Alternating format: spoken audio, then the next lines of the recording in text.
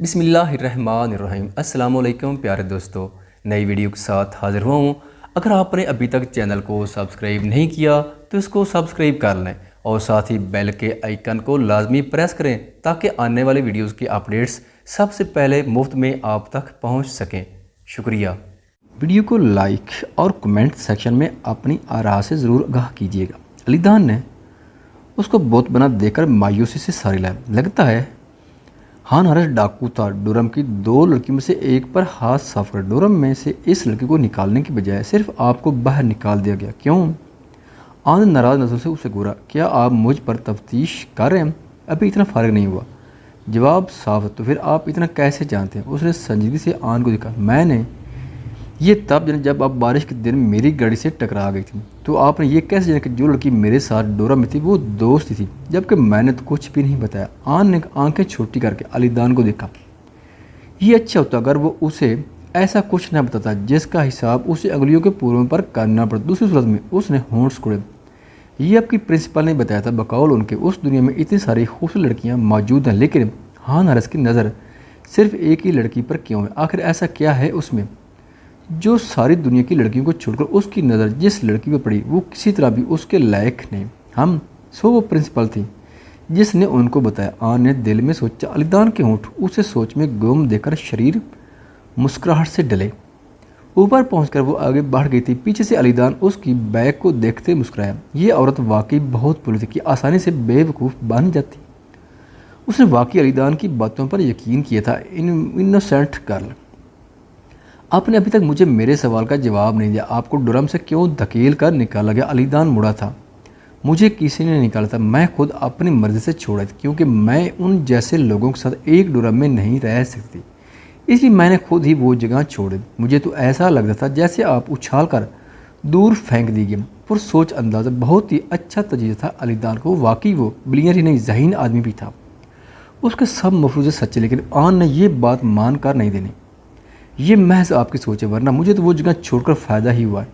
आन अंदर से जन जलाती बेजार होती फिर से जुटला गई। जहाँ तक मेरा साबका मंगेतर आपकी नज़र में डाकू, चोर और लुटेरा है, तब भी मेरा तो कुछ नहीं गया। उसके बाद मुझे लगता है वो रुकी थी। मैं जीत कर आई हूँ। अंदाज में सुकून और इत्मीनान था। आप अच्छी तरह जानती हैं कि खुद को कैसे मुतमिन किया जाए। आप क्या जीत आई, मिसाल बता सकती हैं? अलीदा ने नागवार नज़र से उसे घूरा, जिसके चेहरे का इत्मीनान उसकी आंखों के रंग से मैच नहीं करता था। बज़ाहिर पुरसकून, लेकिन हकीकत में बेचैन। वो ठठक कर रुकी थी। नज़रों से मिली थी। बुरी आंखों में सब कुछ जानने की लगन थी, तो नीली आंखों में सब कुछ छुपाने की। दोनों ही अपने दिल में एक दूसरे के मुखालिफ सोच रहे थे। मैंने अपनी आज़ादी जीती है, वो ये कहकर जिसे अलीदान को लाजवाब कर गई। वो वाकई दंग सा उसे सुने गया। नज़रें उसके हलते होंठ के उतार चढ़ाव पर टिकाए। अपना वकार जीत आई हूँ। ये धोखा खाने से 1000 दर्जा बेहतर था कि कुछ खो देना। इससे पहले कि दिल टूट जाता। मैं अगर उससे शादी करती और ये सब बाद में होता, फिर मेरी हार यकीनी थी। इसलिए मेरे लिए ये सब बेहतर है। वो पुरसकून नजर आई।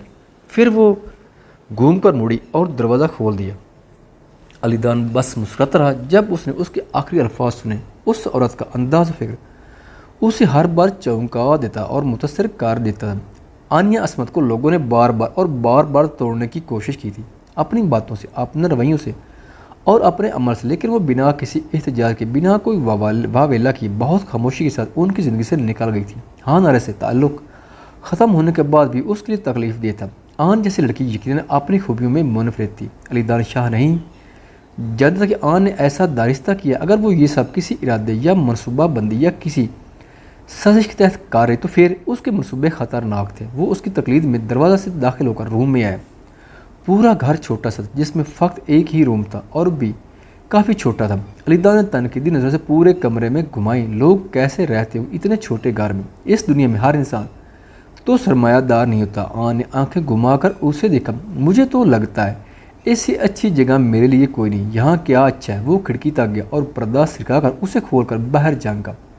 माहौल भी आम सा है, रोशनी भी मामूली है और जगह भी काफ़ी कम है। यहाँ रहना बहुत अफसोस की बात हो। ये मेरे लिए बिल्कुल मुनासिब, मेरे लिए ये जगह अच्छे से भी अच्छी है और बेहतरीन है। आन ने अलीदान के ख्याल की मुकम्मल तरदीद कर दी। वाकई उसके लिए ये जगह बहुत अच्छी थी, जहाँ वो किसी की मुलाजिम नहीं थी। अलीदा ने बमें ऊपर उठाई और नज़रों के हिसार को बिल्कुल नहीं तोड़ा।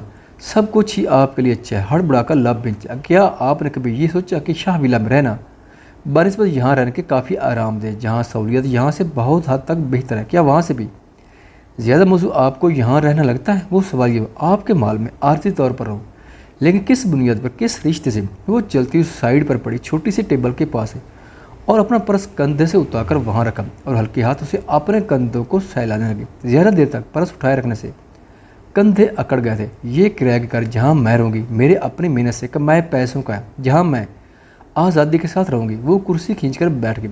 अलीदान खड़ा उसे नागवारी से देख रहा था। जितना वो उसे मुख्तलिफ तरीक़ों से राज़ी करने की कोशिश कर रहा था, उतना ही वो अड़ियल घोड़ी की तरह अक्कड़ दिखाई जा रही थी।